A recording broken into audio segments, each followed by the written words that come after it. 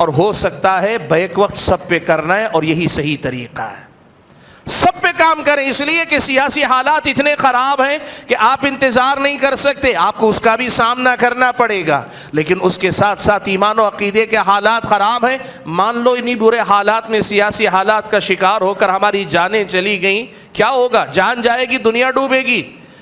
اگر اسی بدعقیدی کی حالت میں امت کے یہ افراد اگر مر گئے تو ان کی آخرت جائے گی۔ اللہ کے بندو، فانی دنیا جائے تو جائے، ہمیشہ کی دنیا ان کی جائے گی، اس کی فکر کون کرے گا؟ اگر ہم حالات کا صحیح تجزیہ کر کے لوگوں کے سامنے یہ نہیں بتائیں گے کہ ان کی توحید میں خلل ہے، ان کی اپنی اتباع سنت میں خلل ہے، یہ ہم نہیں بتائیں گے تو کون بتائے گا؟ حالات چاہے کتنے ہی برے کیوں نہ ہو جائیں، آدمی جب تک اپنے من سے، اپنے ضمیر سے نہیں ہارتا وہ نہیں ہارتا ہے، لیکن حالات ذرے بھی بگڑیں، آدمی گھبرا کر اگر دل چھوٹا کر لے، مایوس ہو جائے، وہ طاقتور ہو کر بھی ہار جاتا ہے۔ سب سے پہلا سبق یہ یاد رکھو، حالات چاہے جتنے برے ہو جائیں، مایوس کبھی نہیں ہونا، ہمت کبھی نہیں ہارنا، کبھی یہ نہیں سمجھنا کہ سب کچھ ختم ہو گیا، ہو جائے گا، نہیں۔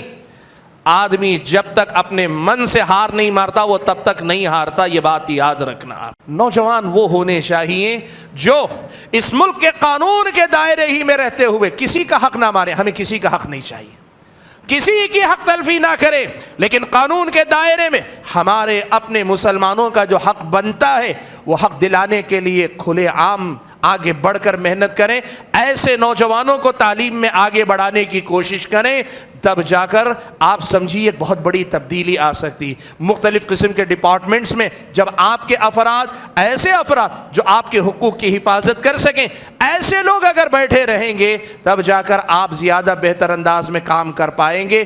والصلاة والسلام على اشرف الانبیاء والمرسلین وعلى آلہ واصحابہ اجمعین ومن تبعهم بإحسان إلى يوم الدين۔ يا أيها الذين آمنوا اتقوا الله حق تقاته ولا تموتن إلا وأنتم مسلمون۔ يا أيها الناس اتقوا ربكم الذي خلقكم من نفس واحدة وخلق منها زوجها وبث منهما رجالا كثيرا ونساء واتقوا الله الذي تساءلون به والأرحام إن الله كان عليكم رقيبا۔ يا أيها الذين آمنوا اتقوا الله وقولوا قولا سديدا يصلح لكم أعمالكم ويغفر لكم ذنوبكم ومن يطع الله ورسوله فقد فاز فوزا عظيما۔ أما بعد فأعوذ بالله من الشيطان الرجيم، بسم الله الرحمن الرحيم۔ قال موسى لقومه استعينوا بالله واصبروا إن الأرض لله يورثها من يشاء من عباده والعاقبة للمتقين۔ محترم علماء کرام، ذمہ داران جماعت و جمعیت، معزز حاضرین اور پردہ نشین خواتین اسلام، اللہ رب الجلال ہم اور آپ پر مسلسل اپنی نعمتیں نازل کرتا رہتا ہے، ہم اور آپ کو اپنے فضل و کرم سے نوازتا رہتا ہے، اور اسی کے کرم اور اسی کے فضل کا یہ بھی مظاہرہ اور مظہر ہے کہ آج اس کے اس گھر میں اس نے مجھ کو اور آپ کو اکٹھا فرمایا اور ایک ایسے عنوان سے متعلق، موضوع سے متعلق گفتگو کا موقع عطا فرمایا ہے جو موضوع ہم سب کا ہے، ہم سبھی لوگوں سے زندگیوں سے جڑا ہوا یہ عنوان ہے، اور نئے زمانے میں جب سوشل میڈیا آیا ہے تو اس موضوع سے کہیں نہ کہیں ہمارے گھر کے افراد تو افراد ہیں، خواتین تک بھی اکثر و بیشتر کچھ نہ کچھ اس سے نسبت رکھتی ہے، واقفیت رکھتی ہے۔ عنوان آپ کے سامنے ذکر کیا گیا، موجودہ حالات اور ہماری ذمہ داریاں۔ یہ بات آپ ذہن میں رکھیں کہ اس قسم کا عنوان جب ہمارے سامنے آتا ہے تو حالات کے نام پر عام طور پر لوگوں کے ذہن میں مسلمانوں کے اس ملک کے اندر جو سیاسی حالات ہیں، جس طرح مسلمانوں کے سامنے مختلف مسائل ہیں، آپ جانتے ہیں پچھلے 10-15 سال یا اس سے پہلے بھی ذرا آپ جائیں گے تو آپ کو مسلمانوں کے خلاف جس قسم کے نفرت کا رویہ، سیاسی طور پر ان کے استحکام، ان کی مضبوطی کو کمزوری میں بدلنے کے لیے جو کچھ ہو رہا ہے، عام طور پر لوگ موجودہ حالات کہتے ہیں تو یہی مراد لیتے ہیں۔ میں سب سے پہلی بات آج آپ کے سامنے اسی مسئلے پر رکھنا چاہتا ہوں کہ ہمارا سب سے بڑا مسئلہ یہ ہے کہ ہم نے اپنے سیاسی مسائل ہی کو مسائل سمجھا ہے، بقیہ مسائل کو ہم نے اپنا مسئلہ نہیں سمجھا۔ سب سے بنیادی مسئلہ یہیں آ جاتا ہے۔ یہ سچ ہے کہ سیاست کے میدان میں کچھ صورتحال یہاں نہیں تو کہیں اور، اس صوبے نہیں تو کسی اور صوبے، یا پھر آپ ملکی سطح پہ دیکھتے ہیں تو بہت سارے مسائل ہیں ہمارے سامنے۔ نفرت کا ماحول ہے، ایک زمانے میں مسلسل موب لنچنگ کی خبریں آتی تھیں، پیارے نبی صلی اللہ علیہ وسلم کی توہین کے لیے کارٹون بنتے تھے، لوگ گستاخانہ بیان اللہ کے نبی کی شان میں دے دیتے تھے، مسلمانوں کے حوالے سے فلمیں بنتی تھی، مسلم حکمرانوں کے بارے میں ایسی فلمیں بنائی جاتی کہ جن سے مسلم قوم کے بارے میں، یہاں کے عام غیر مسلموں میں نفرت پیدا ہو۔ یہ سب وہ حالات ہیں جن سے ہم گزر رہے ہیں، اور یہ ہمارے اپنے مسائل ہیں، کسی اور پرائے کے مسائل نہیں۔ ان مسائل سے ہم فرار نہیں اختیار کر سکتے، یہ ہمارے مسائل ہیں، ہمیں دیکھنا پڑے گا یہ۔ لیکن جو بات میں آپ کے سامنے رکھنا چاہتا ہوں، سب سے پہلا مسئلہ یہی دیکھ لیں۔ آپ سے میں ایک سوال کرتا ہوں، آپ بتائیے کہ ہمارے اور آپ کے کیا صرف سیاسی حالات خراب ہیں؟ کیا صرف ہمارے اور آپ کے سیاسی حالات خراب ہیں؟ میں ذرا دوسری طرف آپ کو لے جاؤں، معاشی اعتبار سے مسلمانوں کے حالات کیا ہیں؟ مالی اور معاشی اعتبار سے کیا مسلمان اس ملک کے اندر ایک مضبوط معیشت کے مالک قوم کے طور پر یا ایک کمیونٹی کے طور پر پہچانے جاتے ہیں؟ نہیں، آپ کے ہمارے بارے میں تو بطور طنز کے کہا جاتا ہے یہ پنچر والی قوم ہے۔ دیکھیے ایک بات یاد رکھیے، حلال روٹی کمانے والا پنچر بھی ڈال کے کھائے تو عیب نہیں۔ پہلی بات آپ سمجھ لیں، کوئی آدمی برا نہ سمجھے، کوئی آدمی پنچر بھی ڈالتا ہے لیکن حلال روٹی کھا رہا ہے تو وہ حرام کمانے والے بلینئر سے زیادہ بہتر ہے، اس میں کوئی شک نہیں۔ لیکن جو لوگ یہ لفظ استعمال کرتے ہیں وہ یہ کہنا چاہتے ہیں کہ ان کے پاس کچھ نہیں، یہ فقیروں والی زندگی، محرومی والی زندگی جینے والی قوم ہے۔ تعلیمی صورتحال مسلمانوں کی کیا ہے؟ تعلیم میں مسلمان کس قدر زیادہ پچھڑے ہیں؟ تعلیمی صورتحال مسلمانوں کی اچھی ہے کیا؟ اس سے آگے بڑھ کر معاشرتی سطح پر ایک کمیونٹی کے طور پر ہم جہاں جیتے، ہمارے رہن سہن، ہمارے علاقے پاکی صفائی کے اعتبار سے کیسے علاقوں میں ہم کو رکھا گیا، یا ہمارے علاقوں کی حالات کیسے؟ آپ کو سب سے پہلا کام یہ کرنا پڑے گا کہ ہمارے اپنے حالات کا صحیح تجزیہ کرنا پڑے گا، اور ان میں یہ سیاسی، معاشی، تعلیمی حالات سے بڑا مسئلہ آتا ہے ہماری اور آپ کی دینی حالت کیا ہے، مسلمانوں کی دینی حالت کیا ہے۔ اور دینی حالت میں بھی پورے دین پہ بات ہو، اس سے پہلے توحید کے مسئلے ہی پر بات کر لیں۔ اس امت کا توحید کے معاملے میں کیا حال ہے، کیا برا حال ہے، آپ اندازہ نہیں لگا سکتے، آپ اندازہ نہیں لگا سکتے۔ تو آپ دیکھیے، آپ اپنے اطراف دیکھیے، اپنے چلنے پھرنے والے لوگوں کے خیالات دیکھیے، پتہ چلے گا کہ آج بھی اللہ تبارک و تعالیٰ کی توحید ان کی زندگیوں میں اجنبی کی حیثیت رکھتی۔ توحید کی بات آتی ہے تو بدکنے والی یہ قوم ہے، یہ صورتحال ہے اس قوم کی۔ سب سے پہلے یہ حالات ہمیں سمجھنے پڑیں گے کہ خرابی کہاں کہاں ہے۔ جب تک آپ صحیح تجزیہ نہیں کریں گے، آپ اور ہم صحیح علاج نہیں کر پائیں گے۔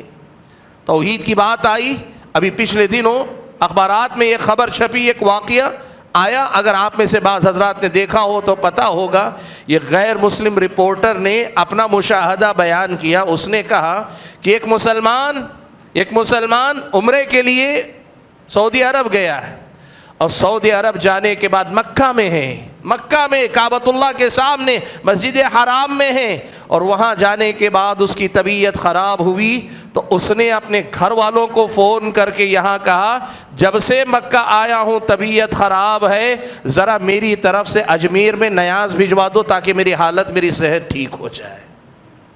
یہ ہماری قوم ہے اللہ کے بندو۔ آپ جا کر دیکھ لو، ایک ایک فرد کا گریبان ٹٹول کے دیکھو، ہماری توحید کا خلل ہے، ہماری توحید خلل کا شکار ہے، بدعتوں سے بھری زندگی ہے۔ ہمارے حالات کی جب ہم بات کرتے ہیں نا، سب سے پہلی بنیادی بات جس کی طرف توجہ دینی چاہیے وہ حالات کا صحیح تجزیہ کرو۔ جماعتوں، مسلکوں، تنظیموں کے جو مسائل ہیں نا، ان سے اوپر اٹھ کر دین کی روشنی میں طے کر کے دیکھو ہم کہاں کھڑے ہیں آج۔ آپ یہ طے کر کے دیکھو کہ ہمارے حالات کیا ہیں۔ آپ دینی اعتبار سے، ایمان اور عقیدے کے اعتبار سے دیکھیں، اتنی پچھڑی ہوئی قوم ہے، کہاں اسلام کا وہ روشن عقیدہ اور کہاں یہ تاریکیاں جو میرے اور آپ کے سماج کے بہت سارے افراد کے دل و دماغ کے اندر بسی ہوئی ہیں۔ سب سے پہلے حالات کا صحیح تجزیہ کرنا ضروری ہے۔ اور آپ حضرات بھی دیکھیں، مجھ جیسے سینکڑوں لوگ بولتے ہیں، میں بھی بول رہا ہوں، آپ کم سے کم اتنے سمجھدار رہیں، بولنے والے کی گفتگو کے بہاؤ میں مت بہ جائیں۔ اللہ نے آپ کو سمجھ دی، آپ سمجھدار پڑھے لکھے لوگ ہیں، پڑھے لکھے نہیں بھی ہیں، تجارت کے اعتبار سے دنیا دیکھے ہوئے لوگ ہیں، تجربہ اور مشاہدہ آپ کے پاس ہے۔ سب سے پہلے دیکھیں ہمارے حالات میں بگاڑ کہاں کہاں ہے، ہمارے اور آپ کے حالات ہم اور آپ سے کس بات کا تقاضا کرتے ہیں، اس پہ سب سے پہلے محنت کیجیے۔ کیوں؟ دیکھیے ایک بات آپ اچھی طرح جانتے ہیں، کسی بھی بیماری کے علاج میں بیماری کی پہچان اصل میں آدھا علاج ہوتا ہے، پھر دوا کی تشخیص کا مرحلہ وہ اگلا آتا ہے۔ ڈاکٹر اگر بیماری ہی کو نہ پکڑ سکے تو دوائی کیا دے گا، اور اس کی دی ہوئی دوائی بیماری سے کہاں جڑے گی اور اللہ کے حکم سے اس میں اثر کہاں سے آئے گا۔ اصل چیز تو یہی ہے نا کہ بیماری کی تشخیص کریں، آپ پہچانیں کہ بیماری کیا ہے، کہاں سے آئی ہے۔ اصل مسئلہ یہ ہے کہ ہم اپنے حالات کا صحیح تجزیہ نہیں کر رہے ہیں۔ وقت مجھے اجازت نہیں دیتا کہ میں تفصیل میں جاؤں، صرف اشارتاً آپ کے سامنے ایک دو باتیں یہ رکھنا چاہتا ہوں۔ سب سے پہلے کہ اپنے حالات کا صحیح تجزیہ کرو، اپنے حالات کا صحیح تجزیہ کرو، یہ سب سے پہلا کام ہے جو ہم اور آپ کو کرنا ہے۔ اب اس حالات کے بعد ہمارے سامنے ایک فہرست آتی ہے، سب سے پہلے نمبر پہ کیا کرنا چاہیے، دوسرے نمبر پہ کیا کام کرنا چاہیے، تیسرے نمبر پہ کیا کرنا ہے، چوتھے نمبر پہ کیا کرنا ہے، اور ہو سکتا ہے بیک وقت سب پہ کرنا ہے، اور یہی صحیح طریقہ ہے۔ سب پہ کام کریں، اس لیے کہ سیاسی حالات اتنے خراب ہیں کہ آپ انتظار نہیں کر سکتے، آپ کو اس کا بھی سامنا کرنا پڑے گا۔ لیکن اس کے ساتھ ساتھ ایمان و عقیدے کے حالات خراب ہیں، مان لو انہی برے حالات میں سیاسی حالات کا شکار ہو کر ہماری جانیں چلی گئیں، کیا ہوگا؟ جان جائے گی، دنیا ڈوبے گی۔ اگر اسی بدعقیدی کی حالت میں امت کے یہ افراد اگر مر گئے تو ان کی آخرت جائے گی اللہ کے بندو۔ فانی دنیا جائے تو جائے، ہمیشہ کی دنیا ان کی جائے گی، اس کی فکر کون کرے گا؟ اگر ہم حالات کا صحیح تجزیہ کر کے لوگوں کے سامنے یہ نہیں بتائیں گے کہ ان کی توحید میں خلل ہے، ان کی اپنی اتباع سنت میں خلل ہے، یہ ہم نہیں بتائیں گے تو کون بتائے گا؟ آج میں یہ بات آپ کے سامنے پہلے ہی مرحلے میں کہنا چاہتا ہوں۔ دیکھیے اللہ کا فضل و کرم ہے، آپ الحمدللہ مسلک اہل حدیث سے تعلق رکھنے والے افراد، اللہ کا کرم ہے، ہم اور آپ کو اللہ نے یہ نسبت عطا کی، اور جماعت اہل حدیث کا یہ طرہ امتیاز ہے کہ یہ توحید اور اتباع سنت کی بات پر سب سے زیادہ محنت کرتی ہے۔ لیکن ایک بات آج بڑی ذمہ داری سے کہتا ہوں، بدلتے زمانے میں، بدلتے حالات میں، یہ ہمارے اپنے یہ جو نوجوان ہیں نا، انہوں نے توحید ہمارے بزرگ علماء کے پاس بیٹھ کر پڑھی نہیں، مجھے معاف کریں برا اگر لگے، لیکن بتانا ضروری ہے۔ ہمارے نوجوانوں نے توحید کو، اتباع سنت کو، اس کی نزاکت کو کما حقہ سمجھا نہیں۔ اب اس کی دیکھا دیکھی لوگوں کو لگتا ہے دوسری تنظیموں کی طرح خدمت خلق کے کام کرنا ہی سب سے بڑا کام ہے، سیاسی مسائل پہ کام کرنا ہی سب سے بڑا کام ہے، مسلمانوں کے ایجوکیشن، تعلیمی صورتحال کو سدھارنے کے لیے کام کرنا ہی سب سے بڑا کام ہے۔ یاد رکھو، میں یہ نہیں کہہ رہا ہوں کہ یہ مت کرو، یہ سب ہمارے مسائل، ہمیں ہی یہ سب کرنا ہے، لیکن سب سے بڑا اگر کوئی مسئلہ ہے تو یہ نار جہنم کی طرف بڑھتی ہوئی انسانیت ہمارا اور آپ کا سب سے بڑا مسئلہ۔ وہ غیر مسلم ہے تو وہ غیر مسلم جہنم سے بچ جائے، یہ سب سے بڑا ہمارے لیے مسئلہ ہے، اور اگر مسلمان ہے، کلمہ گو ہے، لیکن شرکیات میں پڑا ہے، بدعات میں پڑا ہے، یہ سب سے بڑا مسئلہ ہے ہمارے اور آپ کے لیے۔ یہ اتنی واضح سوچ آپ کے اندر ہونی چاہیے۔ دوسری جماعتوں، تنظیموں والوں کو شاید اس کی توفیق نہ ہو، لیکن آپ تو الحمدللہ اسی دعوت سے نسبت رکھتے ہیں، آپ کے اندر یہ بات صاف ہونی چاہیے۔ میں آپ سے پوچھوں، آخری بار کب تھا جب آپ نے کسی کو توحید سمجھائی تھی؟ کب آپ نے آخری بار کسی کو توحید سمجھا؟ آخری بار وہ کب موقع تھا جب آپ نے کسی کو بدعت سے روک کر سنت کا سبق پڑھایا تھا؟ سیاسی حالات یہ بگڑتے بنتے رہتے ہیں اور ہمیں اجتماعی طور پر اس پر کام کرنا ہے، ہم کرتے رہیں گے، لیکن اصل بنیادی کام کو پہچانو۔ ہمارے موجودہ حالات میں اس کا سب سے اہم کردار ہے۔ یہ سب سے پہلی بات ہے، میں یہ کہنا چاہتا ہوں کہ حالات کا صحیح تجزیہ کرو، اور صحیح تجزیے کے بعد توحید اور اتباع سنت کا جو کام ہے اس کام پر سب سے زیادہ محنت کرو۔ کیوں؟ اس لیے کہ توحید اگر کمزور پڑتی ہے یا توحید ختم ہو جاتی ہے تو بندے کا رشتہ رب العالمین سے کٹ جاتا ہے، اور اگر بدعتیں کسی انسان کی زندگی میں آتی ہیں اس بندے کا رشتہ سنت سے یعنی رسول اللہ صلی اللہ علیہ وسلم سے کٹ جاتا ہے۔ اور جس مسلمان کا رشتہ اللہ سے کمزور پڑ جائے یا کٹ جائے، جس مسلمان کا رشتہ پیارے نبی سے کمزور پڑ جائے، کٹ جائے، اس کو ساری دنیا بھی آپ لوٹا دیں گے تو آپ نے اس پہ احسان نہیں کیا اللہ کے بندو۔ اصل تو یہ ہے نا، کسی بچے کے یتیم ہونے سے زیادہ بڑا نقصان یہ ہے وہ اللہ سے کٹ جائے، وہ نبی کی سنت سے کٹ جائے۔ یہ سبق آپ کو دنیا نہیں پڑھائے گی، آپ کو یہ سبق دنیا کو پڑھانا ہے۔ آج افسوس اس کا ہے کہ دوسروں کی دیکھا دیکھی یہ ہمارے نوجوان، یہ بھائی، یہ ہمارے اپنے نوجوان ساتھی سب کچھ کرنا چاہتے ہیں، توحید کے موضوع پہ بات نہیں کرنا چاہتے، اتباع سنت کے موضوع پہ کام نہیں کرنا چاہتے۔ اصل کام یہی ہے اللہ کے بندو، پورے یقین کے ساتھ آگے بڑھو کہ یہی کام اصل میں کرنے کا ہے، اور یہ مسلمانوں کے لیے، غیر مسلموں کے لیے، سب کے لیے اصل میں کرنے کا کام یہ۔ حاضرین گرامی، اس بنیادی کام کے بعد میں نے جیسے کہا حالات کا تقاضا یہ ہے کہ ہمیں کئی سمتوں میں کام کرنے کی ضرورت ہے۔ اس بنیادی عقیدے پر کام کرنے کے ساتھ کئی رخ پر ہم اور آپ کو کام کرنے کی ضرورت ہے۔ آج کی اس ملاقات اور مجلس میں میں ان میں سے 4 یا 5 صرف منتخب میدان بتانا چاہتا ہوں جس پر سنجیدگی سے کام کرنے کی ضرورت ہے۔ سب سے پہلا کام جو کرنا چاہیے وہ یہ، دیکھو حالات چاہے کتنے ہی برے کیوں نہ ہو جائیں، آدمی جب تک اپنے من سے، اپنے ضمیر سے نہیں ہارتا وہ نہیں ہارتا ہے، لیکن حالات ذرے بھی بگڑیں، آدمی گھبرا کر اگر دل چھوٹا کر لے، مایوس ہو جائے، وہ طاقتور ہو کر بھی ہار جاتا ہے۔ سب سے پہلا سبق یہ یاد رکھو، حالات چاہے جتنے برے ہو جائیں مایوس کبھی نہیں ہونا، ہمت کبھی نہیں ہارنا، کبھی یہ نہیں سمجھنا کہ سب کچھ ختم ہو گیا، ہو جائے گا، نہیں۔ آدمی جب تک اپنے من سے ہار نہیں مارتا وہ تب تک نہیں ہارتا، یہ بات یاد رکھنا۔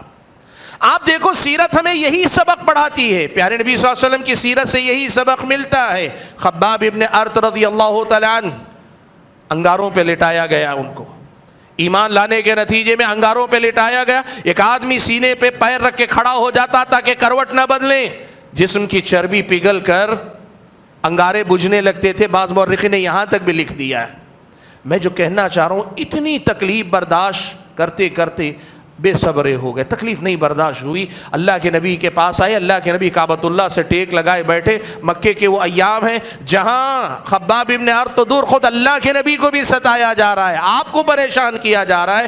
اس صورتحال میں آ کر حضرت خباب نے پوچھا، اے اللہ کے نبی متی نصر اللہ، اللہ کی مدد کب آئے گی؟ آپ پڑھو سیرت، پتہ چلے گا۔ ٹیک لگائے، اللہ کے نبی بیٹھے تھے، سیدھے ہو کر بیٹھ گئے۔ اللہ کے نبی صلی اللہ علیہ وسلم نے کہا، اللہ کی قسم یہ دین اللہ تبارک و تعالیٰ اپنے انجام تک پہنچائے گا، اس دین کو اللہ تبارک و تعالیٰ اس کی منزل تک پہنچائے گا، اور تم دیکھو گے کہ ایک عورت صنعاء سے نکل کر حضرموت تک یا صنعاء سے نکل کر دوسرے بڑے شہر تک چلی جائے گی، اسے کسی قسم کا خوف نہیں ہوگا۔ یعنی اسلام نہ صرف یہ کہ دنیا میں آئے گا، غالب بھی ہوگا، ایسے امن و امان کو دنیا سے متعارف کروائے گا کہ ایک عورت بھی پرامن طریقے سے سفر کر جائے گی، اسلام غالب آ کے رہے گا۔ اور اللہ کے نبی وَلَكِنَّكُمْ تَسْتَعْجِلُونَ کا حضرت خباب سے کہا کہ تم جلد بازی دکھا رہے ہو اللہ کی بندو۔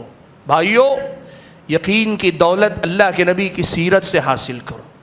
دیکھو وہ کیسا یقین ہے، حالات بالکل مخالف ہیں لیکن اللہ کے نبی کا اللہ کے وعدے پر یقین ہے کہ اللہ تعالیٰ اپنے بندوں کو ضائع نہیں کرتا۔ اللہ نے کیا کہا؟ اِنَّا لَنَنْصُرُ رُسُلَنَا وَالَّذِينَ آمَنُوا فِي الْحَيَاةِ الدُّنْيَا وَيَوْمَ يَقُومُ الْأَشْهَادُ۔ اللہ نے رسولوں کی اور متبعین رسول کی مدد کا وعدہ کیا ہے، اور وعدہ کہاں؟ آخرت میں؟ کہا نہیں، آخرت سے پہلے دنیا میں اللہ مدد کرے گا، یہ اللہ کا وعدہ۔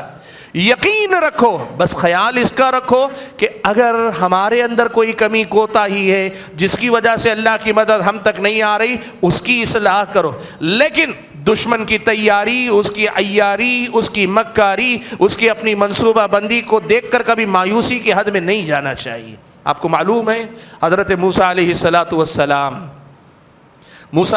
السلام کی قوم بنی اسرائیل، کیا کیا ہوتا تھا ان کے ساتھ؟ قرآن میں اللہ تعالیٰ نے خود یہ منظر کھینچا، کہا اللہ تعالیٰ نے یقتل ابناءہم ویستحیی نساءہم، بچوں کا قتل کرتا تھا، ان کی عورتوں کو زندہ چھوڑ دیا کرتا تھا۔ فرعون کے ظلم کا شکار یہ بنی اسرائیل، یہ حضرت موسیٰ پر ایمان لائے، اس کے بعد بھی ظلم فرعون کا رکا نہیں، تو بنی اسرائیل حضرت موسیٰ کے پاس شکایت لے کر آئے، کہنے لگے کہ موسیٰ آپ پر ایمان لانے سے پہلے بھی ستائے جاتے تھے، ایمان لانے کے بعد بھی ستائے جاتے، حاصل کیا ہوا؟ ایمان لانے کا فائدہ کیا ہوا ہمیں؟ اللہ تعالیٰ کے حکم سے حضرت موسیٰ نے کیا کہا؟ قال موسیٰ لقومہ، حضرت موسیٰ نے اپنے قوم سے کہا استعینوا باللہ واصبروا، اللہ تبارک و تعالیٰ سے مدد طلب کرو اور جم جاؤ، صبر کرو۔ ان الارض للہ، یہ زمین اللہ تبارک و تعالیٰ کی ہے، کسی کی نہیں ہے۔ ان الارض للہ یورثها من یشاء من عبادہ، اللہ اپنے بندوں میں سے جس کو چاہے اس کا وارث بناتا ہے، جس کو چاہے یہاں پہ اللہ تعالیٰ حاکم بنا دیتا ہے۔ یہ مت سمجھو کوئی حاکم، کوئی بادشاہ، کوئی کچھ بن کے بیٹھا ہے، یہ اس کے اختیار میں نہیں، یہ اللہ تعالیٰ کا حکم ہے، اللہ کی مرضی سے یہ سارے فیصلے ہوتے ہیں۔ لیکن یاد رکھو والعاقبۃ للمتقین، یہ اللہ کی سنت ہے، کبھی شر کو غلبہ دیتا ہے، کبھی خیر کو اونچا اٹھاتا ہے، کبھی شر کو آگے بڑھنے دیتا ہے، کبھی خیر کو پیچھے ہٹا، یہ اللہ کے فیصلے۔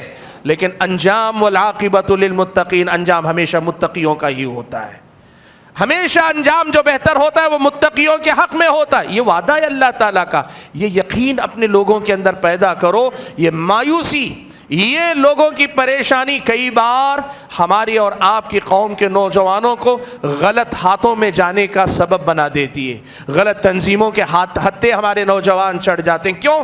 جذبات ہیں، اور جذبات کی تسکین کہیں ہوتی نظر نہیں آتی، اور کوئی بھی بہکا کر ان کو کسی غلط فکر پہ لے جائے، ہمارے نوجوان بڑی آسانی سے اس کا شکار ہو جاتے ہیں۔ نہیں، یہ یقین کی دولت ان کے اندر اتار دو کہ یہ جم کر محنت کریں اور اللہ تبارک و تعالیٰ کے دین پر ثابت قدم رہیں۔ آپ کو معلوم ہے نا، حضرت موسیٰ بنی اسرائیل کو لے کے نکلے، سامنے سمندر آ گیا، مطلب راستہ بند ہے سمندر، پیچھے سے فرعون لاؤ لشکر کے ساتھ آ گیا۔ موسیٰ علیہ السلام کے ساتھیوں نے، بنی اسرائیل نے کہا انا لمدرکون، موسیٰ ہم تو مارے گئے، پکڑے گئے، اب کہاں جائیں گے؟ سامنے ڈوب کے مرنا اور پیچھے کٹ کے مرنا، یا تو ڈوب کے مرو یا کٹ کے مرو، اس کے علاوہ کیا ہے؟ دنیا جب کبھی ایسی مایوسی کی انتہا پہ پہنچتی ہے نا، تو پھر یہ علماء کی ذمہ داری ہوتی ہے کہ انبیاء کے اس کردار کی ترجمانی کریں۔ حضرت موسیٰ نے کیا کہا؟ جس یقین سے یہ کہہ رہے تھے انا لمدرکون، ہم تو مارے گئے، اسی یقین یا اس سے زیادہ یقین کے ساتھ حضرت موسیٰ نے کہا قال کلا، ہرگز نہیں، ایسا نہیں ہو سکتا، ان معی ربی سیہدین، میرا رب میرے ساتھ ہے، وہ میری رہنمائی کرے گا۔ میرے بھائیو، یہ یقین اپنے نفسوں کے اندر پیدا کرو۔ حالات برے آتے ہیں، آدمی ڈگمگاتا ہے، جب نفسیاتی طور پہ شکست کھا جائے، جب وہ دل ہار بیٹھے، تو پھر اس کے بعد سب کچھ ہار جاتا ہے۔ اسی لیے پہلا کام جو آپ کے سامنے میں کہہ رہا ہوں کہ مایوسی کو اپنے قریب بھی پھٹکنے نہ دیں، اور مایوسی کو دور بھگا کر میدان میں آگے بڑھ کر کام کرنے کی کوشش کریں۔ کام کیا کرنے؟ کئی کام کرنے، ان میں سے ایک کام یہ ہوتا ہے کہ جو حالات آتے ہیں نا، مختلف حالات، مان لیجئے مسلسل موب لنچنگ کے معاملات چلے، مان لیجئے مسلسل گستاخ رسول، اللہ کے نبی کی شان میں گستاخی کرتے ہوئے گئے، مان لیجئے کہ مسلسل کچھ سیاستدان مسلمانوں کے خلاف بھڑکاؤ قسم کے بھاشن دیتے جا رہے ہیں، مان لیجئے کہ کچھ ایسے قوانین جو مسلمانوں کے حق میں تھے ان کو بدلا جا رہا ہے، یا کچھ ایسے قوانین بنائے جا رہے ہیں جن کی زد مسلمانوں پہ پڑ سکتی ہے۔ یہاں عام طور پر ایک بات میں کہوں، ہوتا یہ ہے کہ ہم پریکٹیکل کوئی قدم نہیں اٹھاتے، بڑے پروگرام کر کے اس پہ چیخو پکار ضرور کرتے ہیں۔ میں ایک مثال آپ کو دیتا ہوں، مان لیجئے کسی فلاں نے اللہ کے نبی کی شان میں گستاخی کر دی، مسلمان ہے، اللہ کے نبی سے محبت ہے، خون کھولتا یقیناً ہوتا ہے، اور مسلمان کی حیثیت سے یہ بات طے شدہ ہے، ماں بہن کی گالی برداشت ہو جائے گی لیکن اللہ کے نبی کی شان میں نہیں ہوگی۔ یا کسی بھی مسلمان کا مسئلہ ہوتا کیا ہے، نوجوان سڑکوں پہ آتے ہیں، مظاہرات ہوتے ہیں، جماعتیں جمعیتیں بڑے پروگرام کرتی ہیں اور پروگراموں کے ذریعے ایک بڑا پیغام دیا جاتا ہے، مطالبے ہوتے ہیں، کئی بار کلکٹر آفس کے پاس جا کے میمورنڈم دیا جاتا ہے کہ اس کے خلاف کارروائی کی جائے، یہ سب ہوتا ہے۔ آپ ایک بات بتائیے، ایسی صورت میں ان ساری کارروائیوں سے اس کا کیا نقصان ہوتا ہے؟ نقصان ہوتا ہے یا فائدہ ہوتا ہے؟ بہت زیادہ اگر دباؤ بنتا ہے، پولیس اسے گرفتار کرتی ہے آپ کے دکھانے کے لیے اور اس کے خلاف کمپلینٹ درج کر لیتی ہے۔ ہم اتنے بھولے لوگ ہیں، جو کمپلینٹ درج ہو رہا ہے اس کمپلینٹ کی دفعہ کون سی ہے، اس کی بیل ہوتی ہے نہیں ہوتی ہے، جو جرم اس نے کیا اس کے مطابق کیس درج ہو رہا ہے کہ نہیں ہو رہا ہے، یہ بھی نہیں دیکھتے۔ صرف ہمیں کہہ دیا گیا کہ اس کے خلاف کمپلینٹ لے لی گئی، ہم اسے گرفتار کر لیں گے، خلاص ہم مطمئن ہو گئے، چھوڑ کر آ گئے۔ یہ نہیں ہوتا کام کرنے کا طریقہ۔ ہونا یہ چاہیے کہ ایسے ایک ظالم کو اگر آپ نے دیکھا، اس کو فالو اپ کیجئے، اس کے کیس کو آگے بڑھائیے، کسی آدمی کو ذمہ داری دیجئے، اس کا پیچھا کیجئے۔ ایک آدمی کو اگر آپ نے لوہے کے چنے چبوا دیے نا، اگلی بار وہ آدمی یا اس جیسی حرکت کرنے سے آدمی کترائے گا۔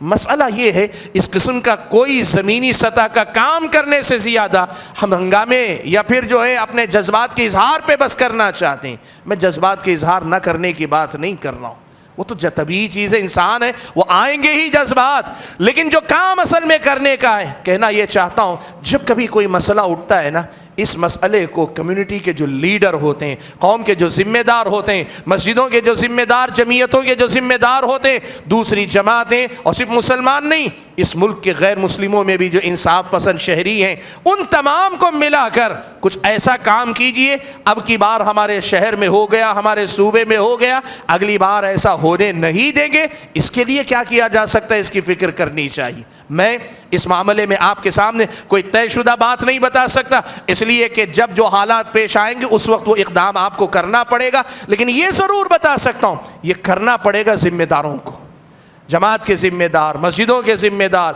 دوسرے جماعتوں کے ذمہ دار، جو انجمنیں ہماری ہوتی ہیں اس کے ذمہ دار، اور ساتھ میں اگر سیاست میں، پولیٹیکل پارٹیوں میں ہماری نمائندگی ہے، ہمارے لیڈر ہیں، ان سب کو ساتھ لے کر ایسا کچھ اقدام کرنا پڑے گا کہ ہنگامہ کم بھی ہو لیکن کارروائی ٹھیک ٹھاک ہونی چاہیے۔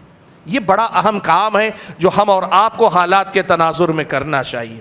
تیسرا کام جس پہ ہم اور آپ کو محنت کرنا چاہیے وہ ہے تعلیم پر محنت کیجیے، ایجوکیشن پہ محنت کیجیے، تعلیم پر محنت کیجیے۔ کیوں؟ دیکھو ایک بات یاد رکھو، دنیا کے اندر جو جنگیں لڑی جاتی نا، ایک تو تلوار کے ذریعے لڑی جاتی ہے، اس کے ذریعے وقتی طور پر آپ جسموں پہ قبضہ کرتے ہیں، جسموں پہ غلبہ پاتے ہیں، کسی کو مغلوب بنا کر آپ اس پہ حاکم ہو جاتے ہیں، یا آپ مغلوب ہو کر کسی اور کو حاکم بننے کا موقع دے دیتے ہیں۔ لیکن تعلیم کے راستے سے اگر آپ نے ترقی کی تو پھر آپ لوگوں کے دلوں کو فتح کر پائیں گے، لوگوں کے دلوں کو جیت پائیں گے۔ تعلیم پر محنت کریں۔ ہماری قوم کا ایک بڑا مسئلہ یہ ہے کہ ہماری قوم کے بچے تعلیم کے میدان میں دلچسپی نہیں لیتے ہیں۔ آپ دیکھ لیجئے آپ کے گھر میں اعلیٰ تعلیم یافتہ نوجوان کتنے ہیں، ہمیں اس پر کام کرنا پڑے گا۔ دیکھو ایک مسئلہ یاد رکھو، اس ملک ہندوستان میں آبادی بہت، اور جہاں آبادی بہت ہوتی ہے نا، وہاں یہ مسئلہ ہمیشہ یاد رکھنا، آبادی زیادہ ہو، جتنا کم آپ پڑھیں گے آپ کے ساتھ کمپٹیشن کرنے والے لوگوں کی زیادہ تعداد ہوگی، اور اپرچونٹیز، مواقع جسے کہتے ہیں، وہ کم ہوں گے۔ آپ پڑھتے جائیے، اوپر اٹھتے جائیے، آپ کے کمپٹیشن میں آنے والے لوگوں کی تعداد کم ہوتی جائے گی، اور جو اپرچونٹیز ہوتی ہیں ان کو حاصل کرنے والے آپ بن جائیں گے۔ تعلیم پر محنت کریں، اور کچھ ایسی محنت کریں کہ آپ کے ہمارے تعلیم یافتہ اور ایسے بچے جنہیں شعور ہے کہ مسلمان ہو کر جینے کا مطلب کیا ہے، ہم اور آپ کو اس کی فکر کرنی چاہیے۔ میں ایک بات آپ کو بتاؤں، ماضی قریب میں اگر آپ دیکھیں اس ملک میں IAS IPS جو لوگ بنے، ماضی قریب میں اگر 8-10 سال میں دیکھیں، الحمدللہ تعداد میں اضافہ نظر آتا ہے۔ لیکن ایک بات کہوں تو ناراض مت ہوں، ان لوگوں کے حالات زندگی اور ان کے بارے میں تفصیل سے معلوم کیجئے تو زیادہ تر ایسے افراد ان میں جو مسلمان ہیں، زیادہ تر افراد وہ ہیں جو اپنے آپ کو اپنی کمیونٹی سے الگ رکھنا ہی پسند کرتے ہیں۔ وہ اپنے کمیونٹی کے مسائل کے لیے کھڑے ہونا، بولنا وہ پسند نہیں کرتے ہیں۔ اس قسم کے نوجوانوں کی تعداد زیادہ بھی ہو گئی تو آپ کا مقصد آپ کو حاصل نہیں ہوگا۔ نوجوان وہ ہونے چاہیے جو اس ملک کے قانون کے دائرے ہی میں رہتے ہوئے کسی کا حق نہ مارے. ہمیں کسی کا حق نہیں چاہیے, کسی کی حق تلفی نہ کرے, لیکن قانون کے دائرے میں ہمارے اپنے مسلمانوں کا جو حق بنتا ہے وہ حق دلانے کے لیے کھلے عام آگے بڑھ کر محنت کریں. ایسے نوجوانوں کو تعلیم میں آگے بڑھانے کی کوشش کریں, تب جا کر آپ سمجھیے ایک بہت بڑی تبدیلی آ سکتی. مختلف قسم کے ڈپارٹمنٹس میں جب آپ کے افراد, ایسے افراد جو آپ کے حقوق کی حفاظت کر سکیں, ایسے لوگ اگر بیٹھے رہیں گے تب جا کر آپ زیادہ بہتر انداز میں کام کر پائیں گے. اگلا کام جو ہم اور آپ کو کرنا چاہیے وہ کیا ہے؟ دیکھیے, اس ملک میں وہ حالات پیدا کیے جا رہے ہیں کہ جہاں ایک آدمی اپنے آپ کو مسلمان بتا کر رہنا چاہے تو اسے مشکلات کا سامنا کرنا پڑے گا. ایک دو مثال آپ کو دیتا ہوں, سمجھیے. رپورٹوں میں آپ نے پڑھا ہوگا بڑے جو شہر ہیں, بڑے شہروں میں سوسائٹیاں بستی ہیں. کئی ایسی سوسائٹیاں ہیں جہاں صاف طور پہ لکھا تھا محمدن ناٹ الاؤڈ, یعنی مسلمان کو ہم یہاں گھر نہیں دیں گے. سوشل بائیکاٹ کا ایک لمیٹڈ تصور ہی کہیے, ایک تصور جو ہے مسلمانوں کے بائیکاٹ کا شروع ہوا ہے.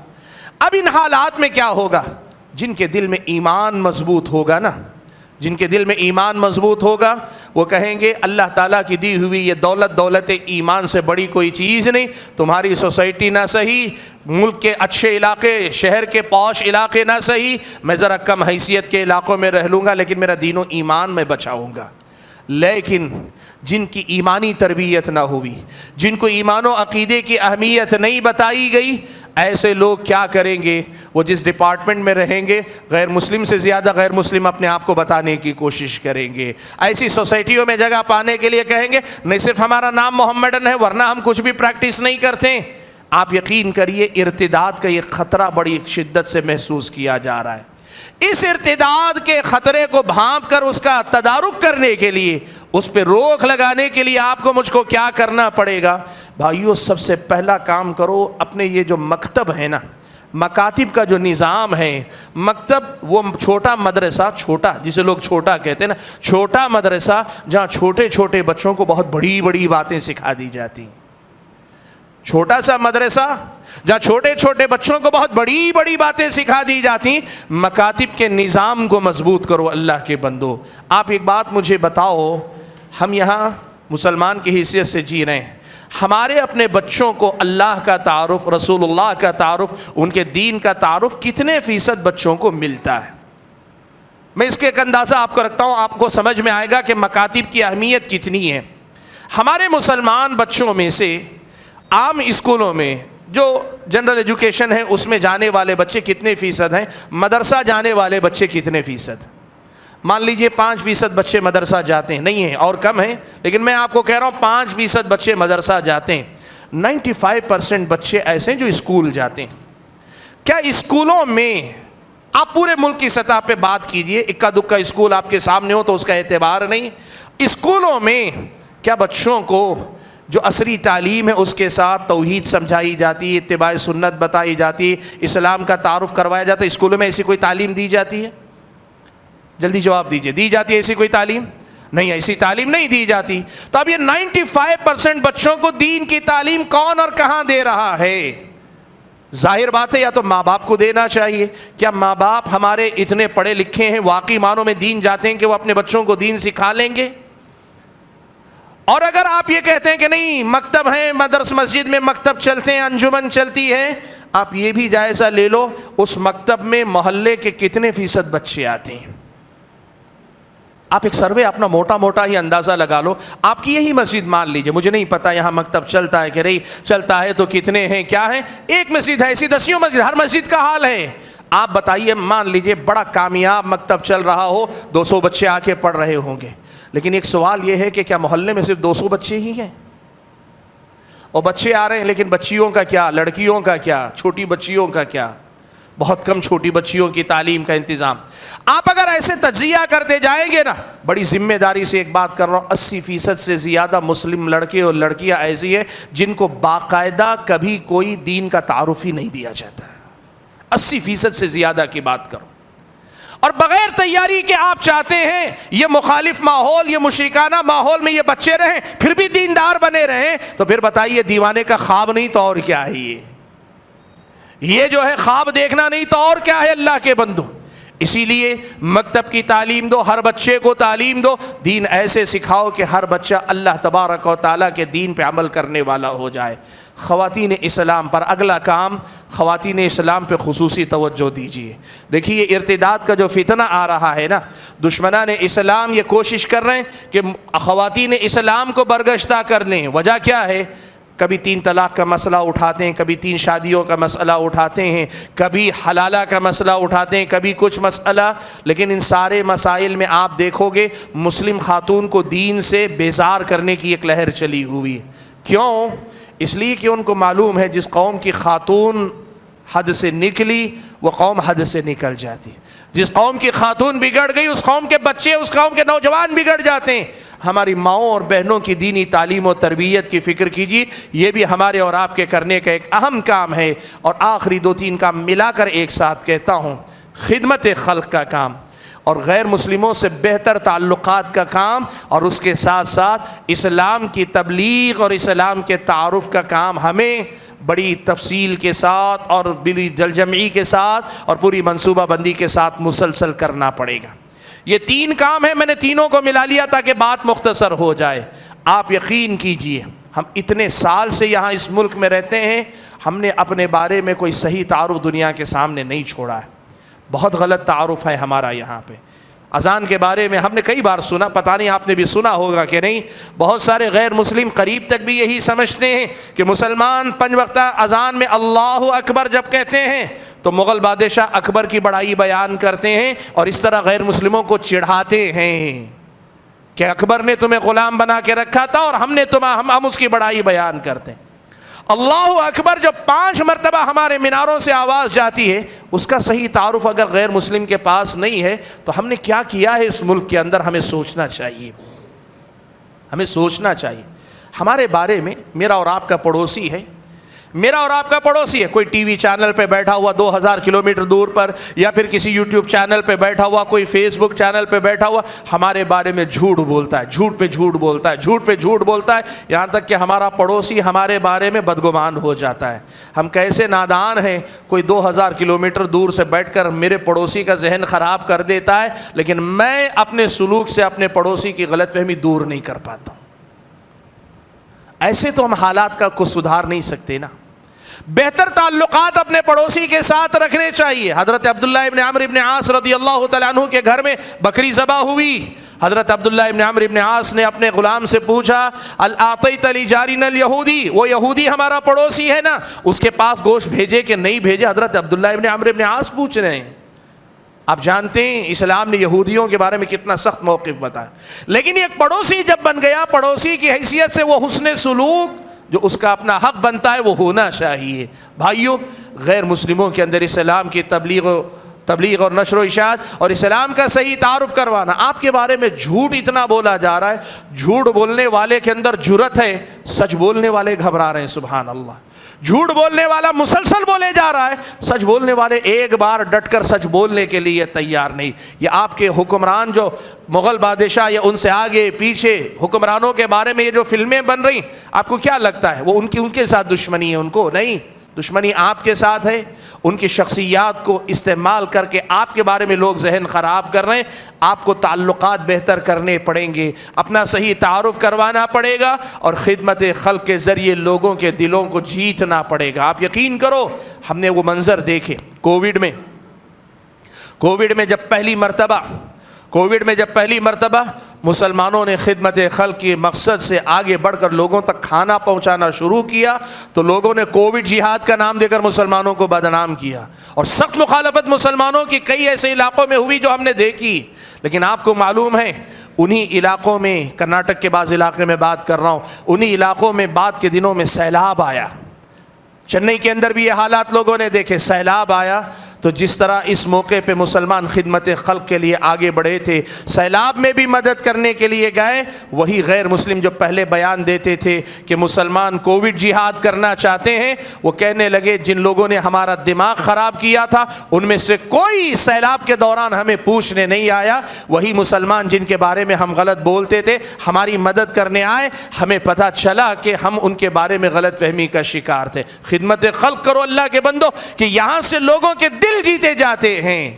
احسن الی الناس تستعبد قلوبهم فطالما استعبد الانسان احسان، لوگوں پہ احسان کرو کہ احسان لوگوں کے دلوں کو جیت لیتا ہے اور لوگوں کے دلوں پہ آپ کو حکمران بنا دیتا ہے۔ حاضرین گرامی، وقت اجازت نہیں دیتا کہ میں زیادہ لمبی گفتگو کروں، بنیادی طور پر جو پیغام آپ کو دینا چاہتا تھا، حالات کا جائزہ لے کر دیکھو، ایک بات یاد کرو، ملک بدلنا ہے، نہیں بدل سکتا میں اکیلا، لیکن ملک بدلنے میں میں اپنا کردار اگر ادا کر سکوں مجھے کرنا چاہیے۔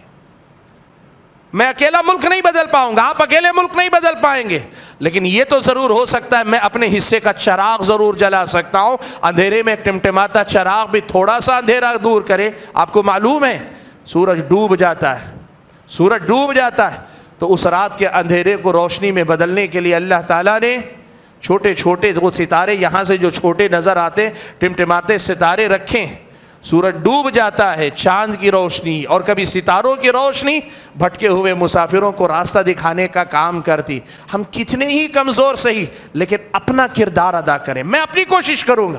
مان لیں آج جب اتنے نوجوان بیٹھے ہیں، آپ طے کر لیں کہ بھائی ہم یہ مان لیں گے کہ ہماری بستی کا کوئی بچہ مکتب کی تعلیم سے محروم نہیں رہے گا، ہم کام کریں گے، مسجد میں مکتب شروع کروائیں گے، ان کے ائمہ کے لیے جو مدرسین ہوں گے مکتب میں ان کی تنخواہوں کا انتظام کریں گے، بچے اگر مکتب نہیں آ رہے گھر گھر جا کے مکتب سے لائیں گے، پڑھائیں گے، کام کرو نا۔